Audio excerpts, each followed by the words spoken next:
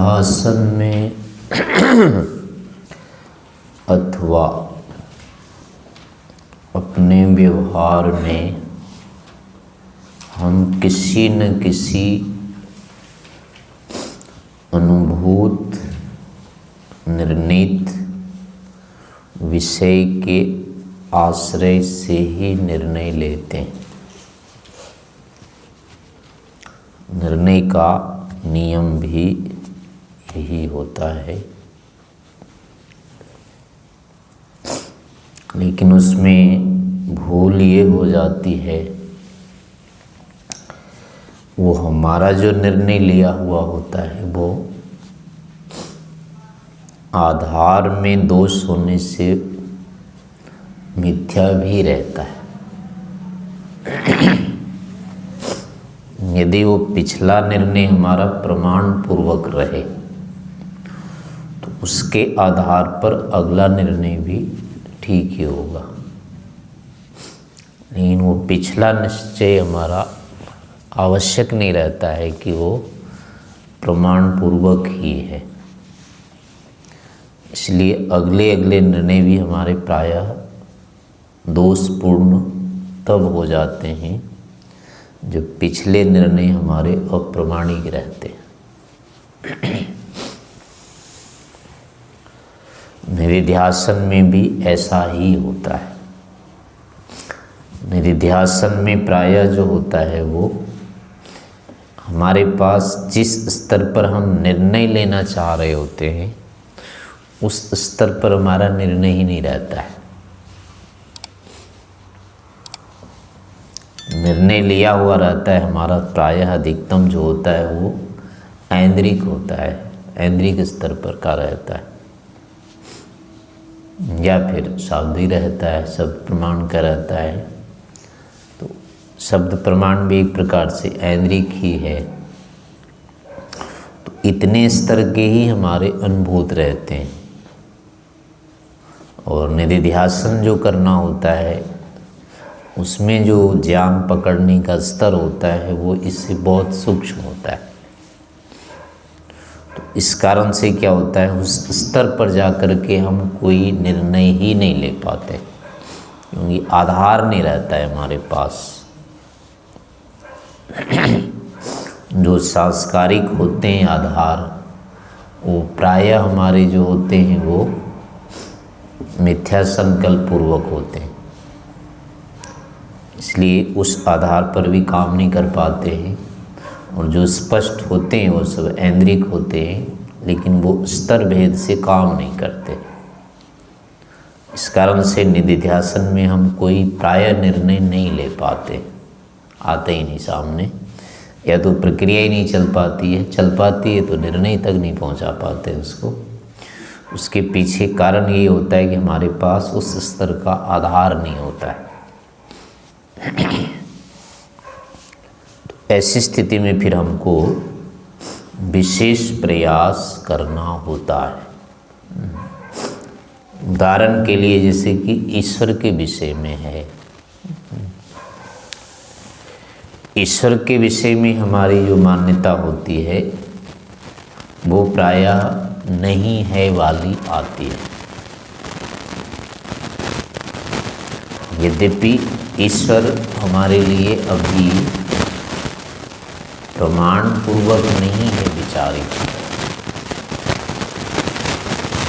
संदिग्ध है, वो हमने प्रमाण पूर्वक उसमें निर्णय नहीं लिया है कि वो नहीं है, लेकिन फिर भी जो पक्ष रहता है अपना एक बना हुआ ईश्वर के विषय में, जो अंतिम पक्ष निर्णीत रहता है वो यही होता है कि नहीं है। लेकिन जो अन्य विषय होते हैं, लौकिक विषय होते हैं, इनमें प्रायः रहता है वो भी विचारित नहीं होता है, परीक्षित नहीं होता है, बिना परीक्षा के होता है, लेकिन इसमें है वाला निर्णीत रहता है, पक्ष रहता है हमारा। आत्मा, ईश्वर आदि जो विषय हैं, इस विषय में तो नहीं वाला पक्ष रहता है। निर्णय नहीं कर रहे हैं तब भी, बिना निर्णय के भी सामान्य पक्ष वो रहता है कि नहीं है ये सब। और लौकिक विषयों में रहता है कि प्रायः है ही ये। उदाहरण के लिए जैसे कि किसी सांप, कोई सांप देख गया, तो अभी वो निश्चित नहीं है कि वो काटने वाला है कि नहीं है, या उसके काटने से मर जाते हैं या नहीं मरते हैं, अभी नहीं पता है। उसके बारे में हमने ऐसा परीक्षण नहीं किया है। जैसे कि अभी बैठे हैं ना, और छिपकली गिर जाए आपके ऊपर, तो डर लगेगा कि नहीं लगेगा? वैसे छिपकली काटती नहीं है, लेकिन फिर भी लगेगा कि काट लेगी। उसके मुंह में आप उंगली नहीं डाल सकते। कभी कभी काटती, वो थोड़ी सी काटती है, और उसके काटने से प्राय कुछ होता नहीं है, लेकिन मान्यता ये है कि व्यक्ति मर जाता है। मर जाता है? नहीं मरता है। हाँ, मान्यता ऐसी, छिपकली काट ले तो मर जाता है। ऐसे मेढक के विषय में भी है। मेढक प्राय काटता नहीं है, लेकिन काट ले तो आदमी जीवित नहीं रहेगा, मर जाता है। लेकिन वो काटता ही नहीं कभी।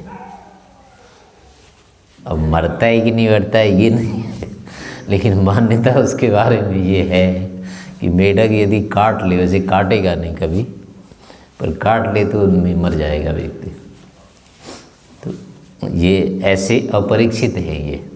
जैसे सांप का होता है, सारे सांप, छिपकली का तो मैंने कटवा रखी है, कुछ नहीं होता है इससे। वो एक छिपकली थी ना, किसी उसमें थी जो खंबा सा था, तुलसी जिसमें बोते हैं ना, इतना बड़ा चौड़ा था उसका, तो उसके अंदर छेद सा, उसमें एक छिपकली थी। तो उसको मैं उंगली मार रहा था इस तरह से, उसने मुझे कई बार काटा है। तो मुझे संशय होता रहा, पता नहीं क्या होगा क्या होगा, लेकिन कुछ हुआ नहीं उससे। तो उससे मुझे हुआ कि इससे कुछ होता नहीं है। वैसे उसमें विष होते हैं। हाँ, नहीं वैसे वो अंदर थी, मैं उसको करता था उंगली से, तो वो इतनी मुँह तो होता है उसका, वो कहाँ से काटेगी इतने में। फिर भी वो थोड़ी थोड़ी चाटती है, ऐसे काटती, दांत भी तो होते नहीं ऐसे, जीभ टच करती है। हाँ ऐसे करती है बस। तो उससे उंगली कहाँ जाएगा उसके मुंह में। तो फिर भी मैंने सोच लिया चलो काट लिया, और क्या, ऐसे दांत वाँत तो होते ही नहीं उसके। वो चबाती है, निगल जाती है, ऐसे वो उसको पीसती नहीं है, ऐसे दांत होते ही नहीं, पीसेगी कहाँ से। इतना विष होता है उसमें वो कि वो पिघल जाता है, जो भी होता है कीड़ा। लेकिन मुंह में नहीं होता है, वो अंदर होता है वो तो। मुंह में नहीं होता है कुछ, लेकिन गिर जाए तो सीधे डर लगेगा। वैसे भोजन आदि में अगर पड़ जाती है ना छिपकली, तो आदमी बेहोश हो जाएगा, उसको खा लेगा तो पड़ जाता है उसमें। एक हमारा प्रभात आश्रम में बिजाड़ था, बहुत मोटा तगड़ा सा, वो पता नहीं कैसे दलिया में पड़ गिर गई थी छिपकली, उसने सारा खा लिया। 2 दिन तक पड़ा रहा ऐसे। हाँ, फिर ठीक हो गया ऐसे, जुगाड़ नहीं उसको, लेकिन वो पड़ा रहा पहले एकदम। तो ऐसे मतलब काटने से नहीं होता है, लेकिन वो है विषैला पदार्थ, इससे हमको सीधे लग जाता है कि काट ही लेगा। ऐसे सारे सांप काटते नहीं हैं, लेकिन जितने दिखेंगे उसके बारे में यही लगेगा कि ये काटेगा ही। परीक्षा नहीं की है, उसको देखा नहीं कि ये काटता ही है, लेकिन लग जाएगा कि ये काटेगा ही, सांप है तो काटेगा। ऐसे जैसे तार है बिजली का, वो वाले जो जैसे जा रहा है ना पेड़ के ऊपर से, अब उसको देख के क्या लगेगा, उसमें मान लो छूना हो उसको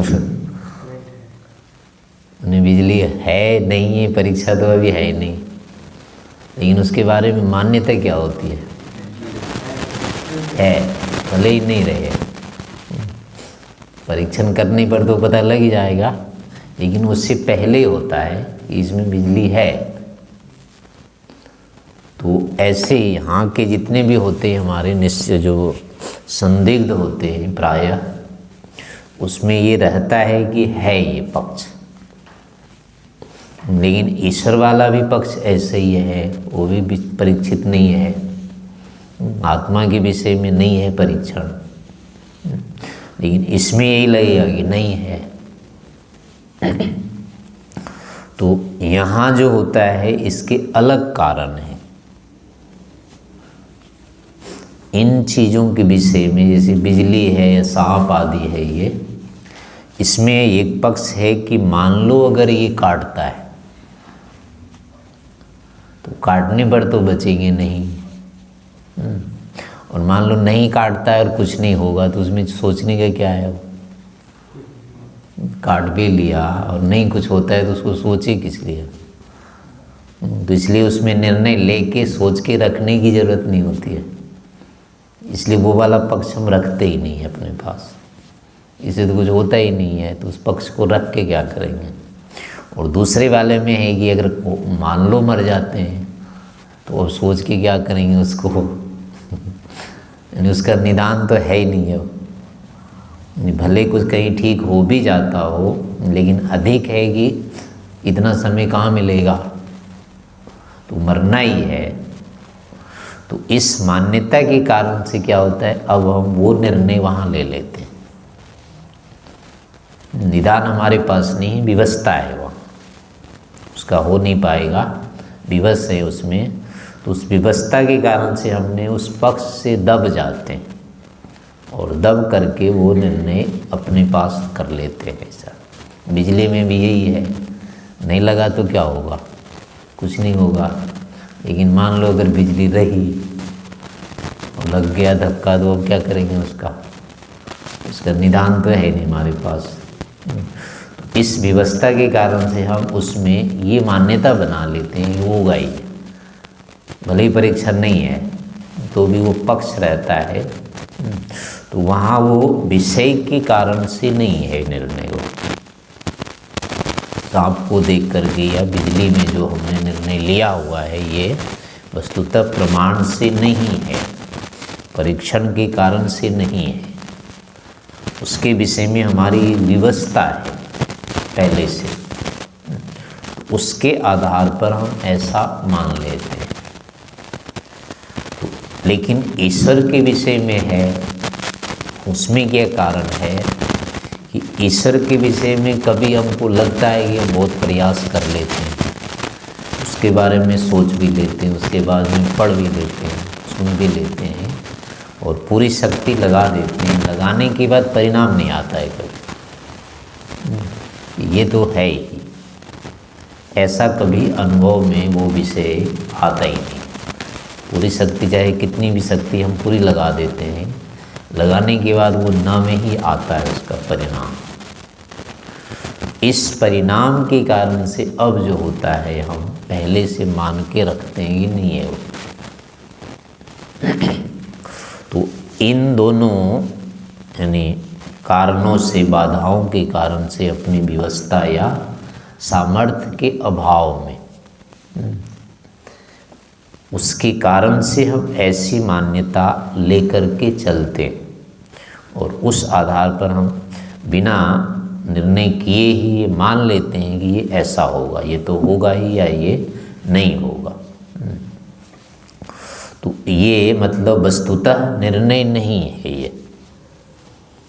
तो निधिध्यासन के काल में भी जिस विषय में निधिध्यासन कर रहे हैं वहाँ पर ये देखना होगा, यदि निर्णय नहीं आ रहा है तो क्या कारण यहाँ हो सकता है। हमने पहले से मान्यता एक तो रहेगी, सारे आध्यात्मिक विषयों में हमारी रहती है कि नहीं है ये, क्योंकि उसमें हम सुनते हैं, पढ़ते हैं, अंतिम तो आता नहीं हो, जो परिणाम हमें चाहिए वो परिणाम आता नहीं है कभी।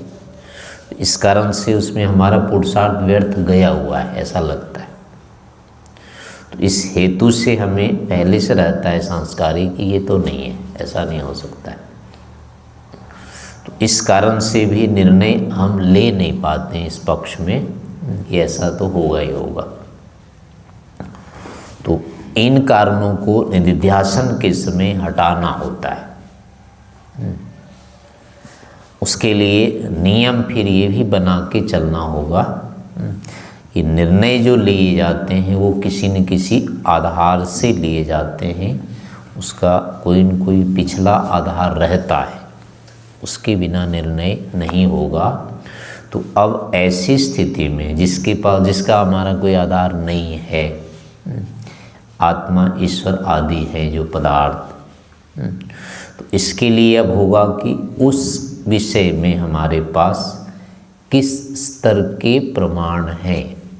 प्रत्यक्ष वाले तो नहीं है, अनुमान का भी नहीं है, तो कम से कम शब्द वाला जो प्रमाण है, शाब्दिक है हमारे पास। तो अब इसको देख लेना चाहिए कि ये तो नहीं है मिथ्या।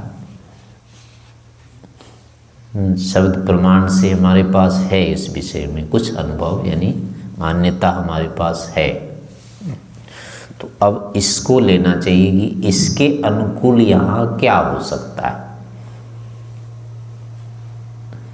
यानी शब्द प्रमाण से हमारे पास है कि ईश्वर है, आत्मा है। तो अब यहाँ ऐसा ही होना चाहिए निर्णय कि है ये, अभी नहीं आ रहा है, तो इसमें अब कोई कारण है।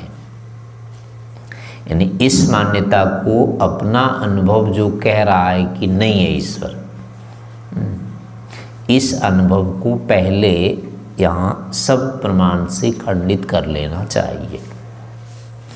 यानी कि जो शब्द प्रमाण में है, क्या मैं इसको काट सकता हूँ कि नहीं। सत्यार्थ प्रकाश में लिखा है, चाहे जहाँ भी लिखा है, योग में, सांख्य में, सब जगह, उपनिषद में ईश्वर के बारे में है लिखा हुआ। तो क्या इतनी हिम्मत है कि उसको काट देंगे? नहीं काट सकते उसको। तो नहीं काट सकते तो अब क्या होगा, ये मानने का है ये फिर तो जब ये लगे कि नहीं है ईश्वर, वहाँ आ रहा हो, तो अब उसको फिर यहाँ ले आना चाहिए कि क्या ये गलत है, क्या मैं इनको काट सकता हूँ, इन जो भी हेतु दिए हुए हैं यहाँ, इनको मैं काट सकता हूँ, या ये क्या मिथ्यावादी थे, अगर ये नहीं कटते हमसे, या मिथ्यावादी नहीं थे स्वामी दयानंद या जो भी थे उसमें, अगर ये लोग मिथ्यावादी नहीं हो सकते हैं, तो इनके शब्द फिर क्या कह रहे हैं? वो तो कह रहे हैं कि ईश्वर है, या जो भी लिखा हुआ है अन्य ग्रंथों में, अनुमान जो दिया हुआ है, वो भी नहीं कटता हमसे। नहीं कटता है, इसका मतलब है कि ये तो है विषय ठीक। तो इसलिए अब हमको जो लग रहा है कि नहीं है, ये वस्तुतः मिथ्या ही है। इस आधार पर हमें अपने चिंतन या निर्णय को नहीं काटना चाहिए, इसके अनुकूल ही लेना चाहिए। लेकिन वही फिर आएगा कि हमारे पास उस स्तर का भी ज्ञान चाहिए। हम जो निर्णय ले रहे हैं वो केवल शाब्दिक आधार पर नहीं ले रहे हैं। शाब्दिक आधार पर होगा कि वहीं पढ़ते पढ़ते अगर संशय हो गया, तो अब होगा कि इसमें क्या अर्थ लिया जाए। तो उसके लिए अब उसमें ढूंढना पड़ेगा कि ये किस प्रकरण का है, क्या पीछे से आ रहा है, इस शब्द का क्या अर्थ हो सकता है। वो किसी शब्दकोश में या तो देख लेंगे, तो ऐसे करके उतना निर्णय हो जाएगा। ग्रंथ वाला निर्णय तो ग्रंथ से ही या वहीं से हो जाएगा, लेकिन उसमें जो कहा हुआ अर्थ है उसके स्तर अलग हो जाते हैं, वो उससे सूक्ष्म हो जाते हैं। यानी कि हम या तो अनुमान करने लगते हैं, तो अनुमान वाला अर्थ जो होता है वो शब्द से सूक्ष्म हो जाता है, तो वहाँ पर ये काम नहीं करेगा। बस केवल यह है रोकने के लिए काम आएगा कि हम मान्यता को बदले नहीं। जो पूर्व मान्यता हमने बना रखी है कि नहीं है, केवल उसके रोकने के लिए है। लेकिन वर्तमान में ये मान्यता नहीं रखनी चाहिए अभी कि वो नहीं है या है। उसमें सीधे सीधे इस पर आना चाहिए कि प्रमाण क्या कह रहा है, यानी परीक्षण हमारा क्या कह रहा है, उसको हमें मानना है। निर्णय करते समय ये भावना रहेगी, मानसिकता रहेगी, इस समय मुझे किसी को नहीं मानना है अभी, बस इस समय जो परीक्षण कहेगा, जो प्रमाण से होगा, हमको वही मानना है।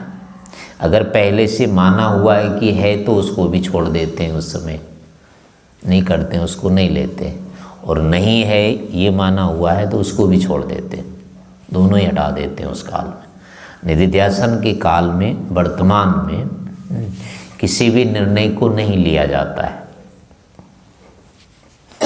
उसमें ये होता है कि प्रमाण अभी जो कहेगा हमें वही मानना है बस, क्योंकि अगर उसको नहीं माना हो तो पहले से सिद्ध ही है। फिर शब्द प्रमाण अगर लेते हो तो है ही वहाँ, उसको क्या करना है। संशय उसी पर तो हुआ था उसके रहते, फिर उसी संशय के सामने फिर उसी को मान लिया, तो ये तो जाना नहीं है संशय। इस कारण से उस समय शब्द प्रमाण को भी छोड़ देना होता है, नहीं लेना होता है, तो वर्तमान वाले को ही लेना होता है। तो अब उसके लिए होगा कि कुछ फिर हेतु विशेष निकालें वहाँ, उसके होने के लिए। अब ये सब नहीं चल रहा है कुछ, तो अब नए ढंग से वहाँ हेतु ढूंढना पड़ेगा कि कैसे हम इसको कहें कि है ये। तो अब जैसे कि ईश्वर के लिए हो गया, तो इसमें अब ये हम लेंगे कि जैसे कि हमको कोई भी जो ज्ञान होता है, अभी उदाहरण के लिए मान लीजिए कि अपने पास विश्वानी देव मंत्र है, और भी वो 8 मंत्र है, प्रसिद्ध है, ये याद है ना,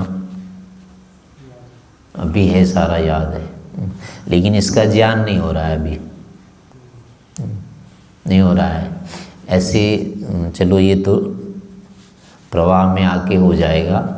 ऐसा कोई याद है कोई सूत्र आपको योग दर्शन का, या कोई श्लोक?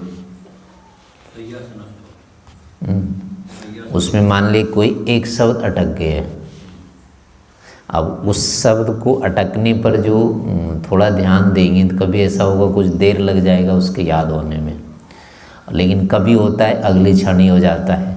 एक क्षण के लिए वो याद नहीं होता है, लेकिन अगले क्षण फिर उसकी अनुभूति हो जाती है।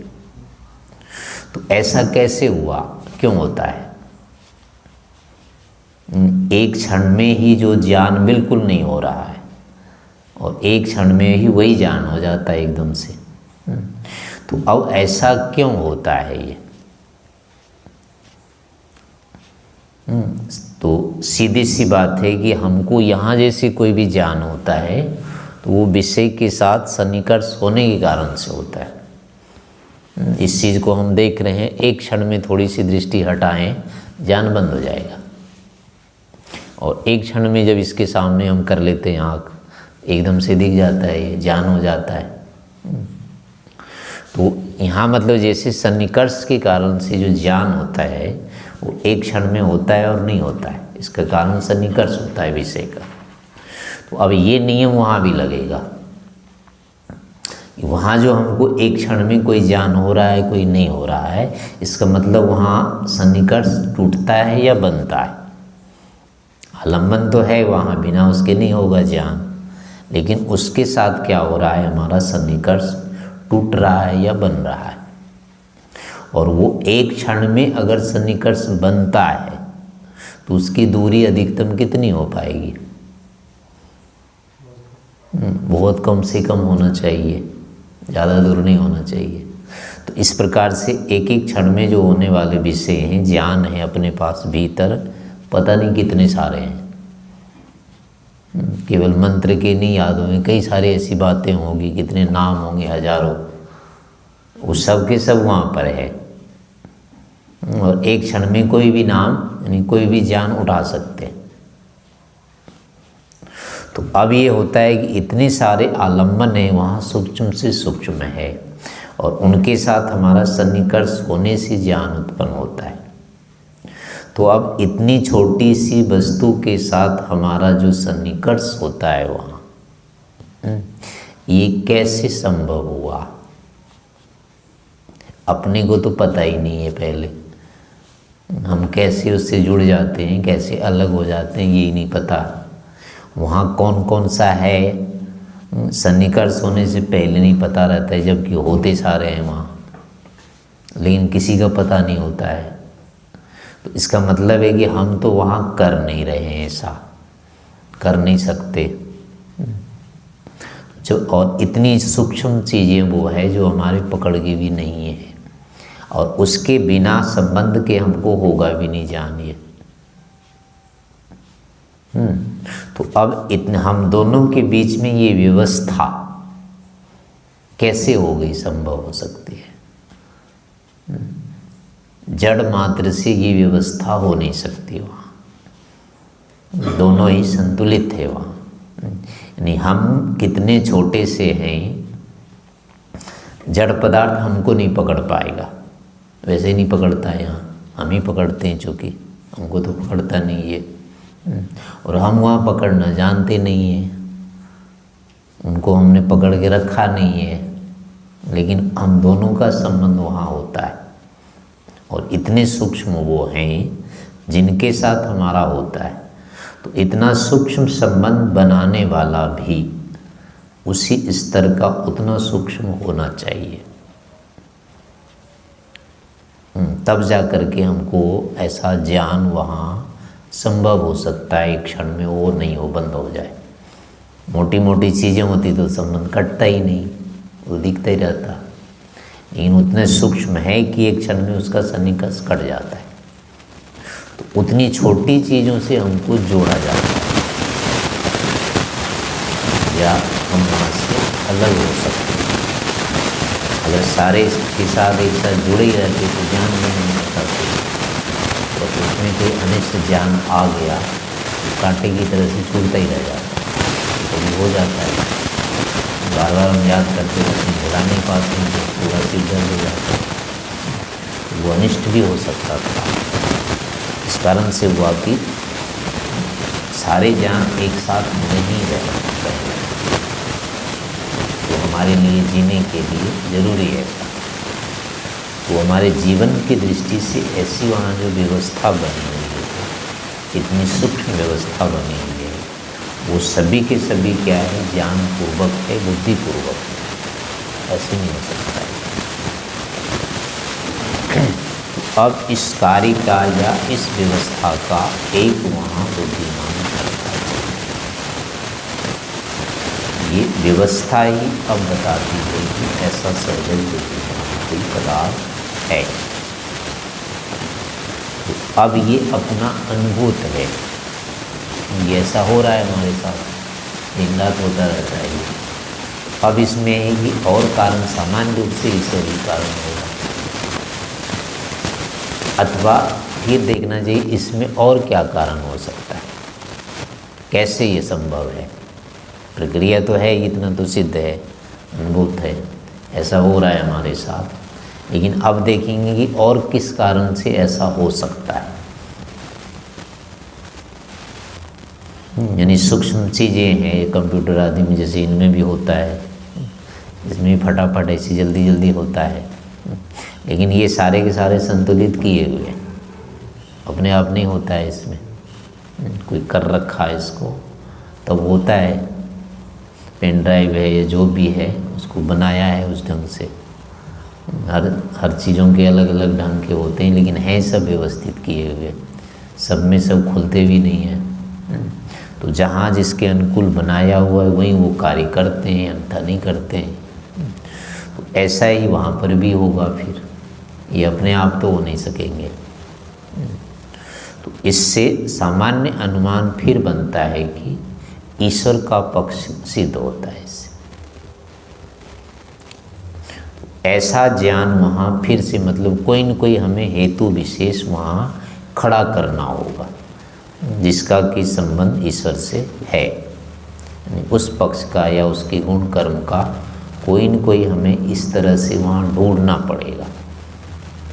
तो अगर ऐसा ज्ञान वहाँ उत्पन्न हम कर लेते हैं तो वो फिर निर्णय आ जाएगा कि हाँ ये है। उसके बिना ये नहीं हो सकता है। तो अगर ऐसा ज्ञान उठाने में या हेतु बनाने में अगर हम समर्थ हो जाएंगे तो निर्णय कर लेंगे। और जब तक ऐसा नया हेतु या कुछ भी नहीं उठा पा रहे हैं तब तक निधिध्यासन नहीं कर पाएंगे, उसमें कोई निर्णय नहीं आएगा।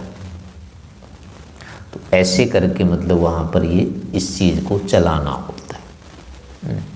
और जैसे जैसे मतलब बनती जाएगी भौतिक स्थिति बनती जाएगी वैसे वैसे फिर नए नए ज्ञान होते जाते हैं और उस क्रिया को हम अच्छी प्रकार से करते जाते हैं।